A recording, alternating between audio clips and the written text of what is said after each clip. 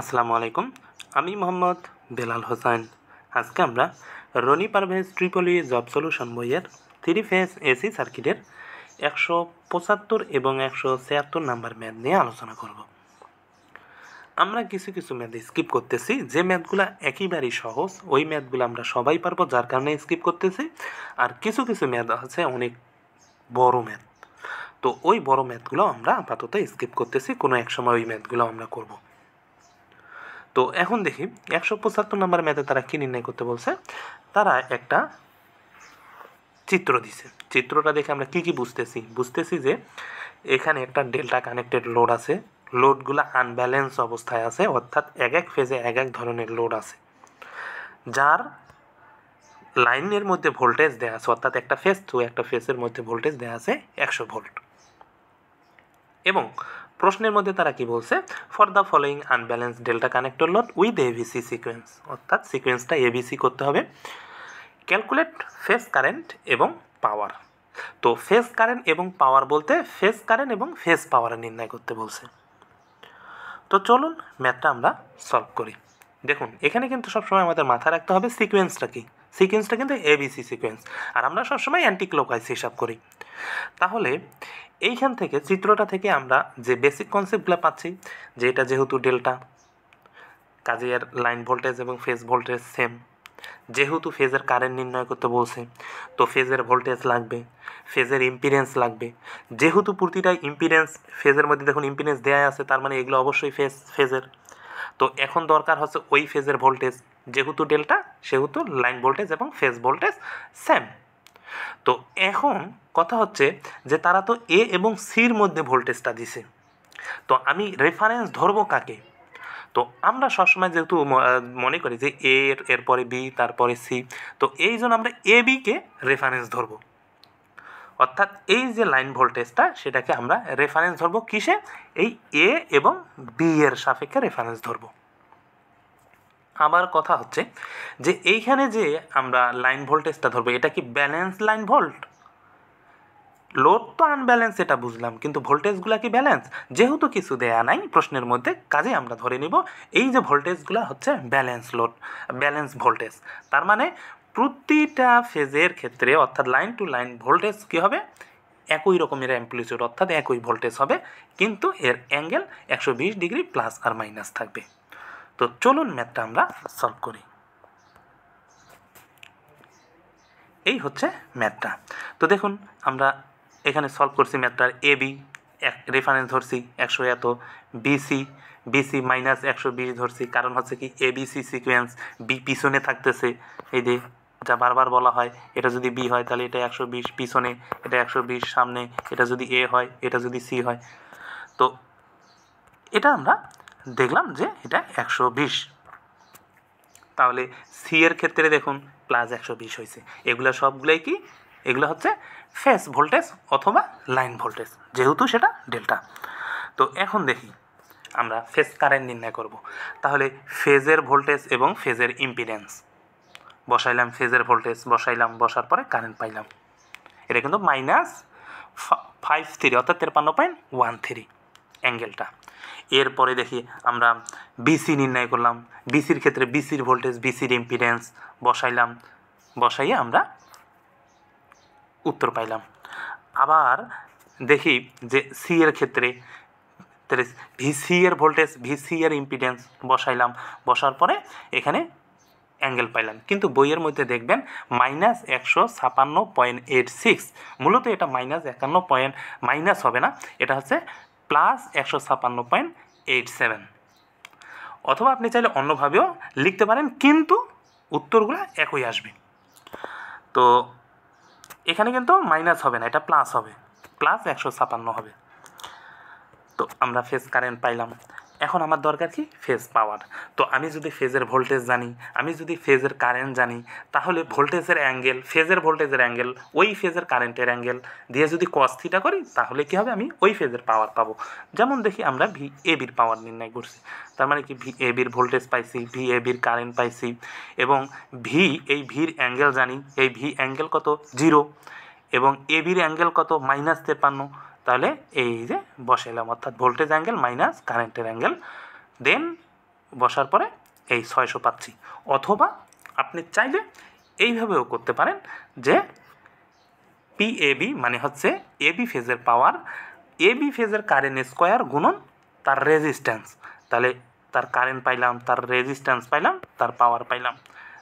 বিসির ক্ষেত্র ওই একই নিয়ম, সি এর ক্ষেত্র একই নিয়ম। যদি প্রশ্নের মধ্যে টোটাল পাওয়ার চাইতো তাহলে এই তিনটা পাওয়ার যোগ করে দিলাম, তাহলে টোটাল পাওয়ার চলে আসতো। এই ছিল আমাদের 175 নাম্বার ম্যাথ। তো দেখুন আমরা যে এখানে পাওয়ারগুলো বাড়ি করছি এগুলো কিন্তু সব অ্যাক্টিভ পাওয়ার, যেহেতু তারা প্রতি ফেজের পাওয়ার নির্ণয় করতে বলছে এই জন্য আমরা শুধু অ্যাক্টিভ পাওয়ার বাড়ি করে দেখাবো, কোনো ভুল হবে না। এখন আমরা দেখব 176 নাম্বার ম্যাথ। এখানে তারা কি বলছে, in a balance 3 wire Y connected system a 3 phase load has phase voltage of 240 volt, a line current of 5 ampere at lagging power factor এত দ্রুতা ফেজ ডায়াগ্রাম, অর্থাৎ আমরা ফেজর ডায়াগ্রাম অঙ্কন করে দেখাবো।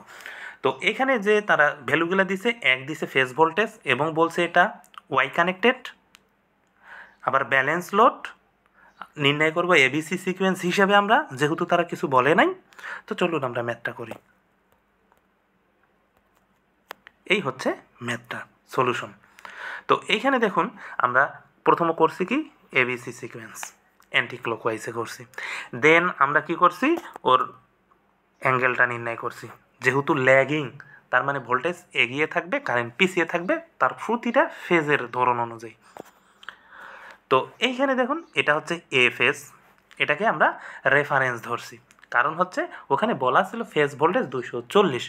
এখন কাকে রেফারেন্স ধরবো, যেহেতু এ সবার আগে, তারপরে বি, তারপরে সি, কাজে আমরা এ কে রেফারেন্স ধরলাম।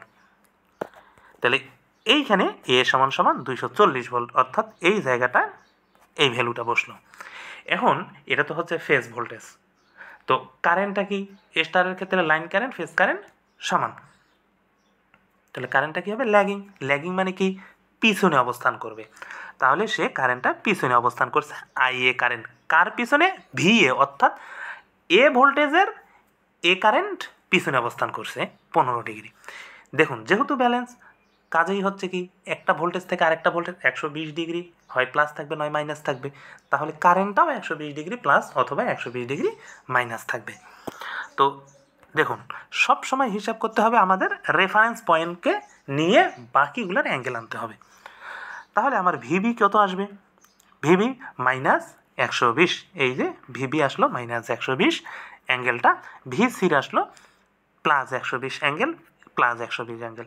কিন্তু এই ভিসির থেকে ভিসির আইসির কারেন্টটা তার 15 ডিগ্রি পিছনে, আবার এই ভিবি থেকে আইবির কারেন্টটা তার 15 ডিগ্রি পিছনে।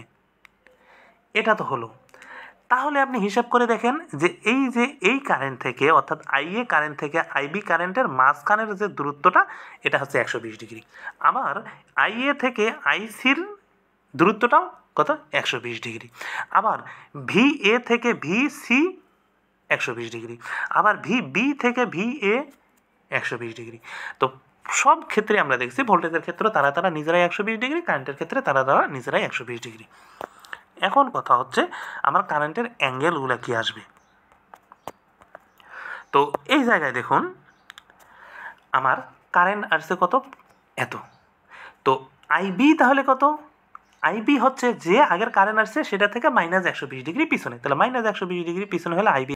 তাহলে এই আইবিতে আমাদের কারেন্টের অ্যাঙ্গেল আসতেছে কত, মাইনাস 135 ডিগ্রি। তো মাইনাস 135 ডিগ্রি কোন দিক দিয়ে আসার ধরুন মাইনাস হইলো, যে আমরা জানি না এই আইটার উপরের দিকে যদি যাই তাহলে প্লাস, নিচের দিকে যদি আসি তাহলে মাইনাস, তার মানে আমার এই দিক দিয়ে পর্যন্ত যদি এই আইবির কাছে আসি তাহলে আমার মাইনাস 135 ডিগ্রি পর্যন্ত যাইতে হবে। আবার আমার এই আইবিতে যদি আমি এই দিক দিয়ে না এসে আইবিতে আমি এই দিক দিয়ে আসি তাহলে আমার কোণ কত হবে। তো হিসাব করে দেখি যে এই ভি এ থেকে ভিসি পর্যন্ত 120 ডিগ্রি, ভিসি থেকে ভিবি পর্যন্ত 120, তাহলে 240 থেকে 15 বাদ যাবে, তার মানে 15 যদি বাদ যায় 225 ভোল্ট। তাহলে এখানে আমরা লিখতে পারবো যে 5 অ্যাঙ্গেল 225, তখন প্লাস 225 হবে। যখন নিচ দিয়ে ঘুরাইছিলাম তখন মাইনাস 135 হয়েছে, এখন প্লাস 225 হচ্ছে উপর দিয়ে ঘোরানোর জন্য। এটাও যেমন সঠিক, এইটার ক্ষেত্রে এটা সঠিক। এখন তাহলে আমরা এই আইসি তাহলে কীরকম হবে?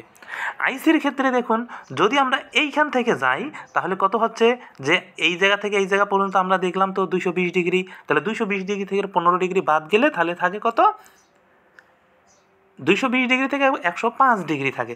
তাহলে দেখুন এই যে এখানে 105 ডিগ্রি আছে, অর্থাৎ আইসি, দেখুন এই যে আইসি 105 ডিগ্রি, তাহলে এই জায়গায় আমার ডিগ্রি আসবে 105।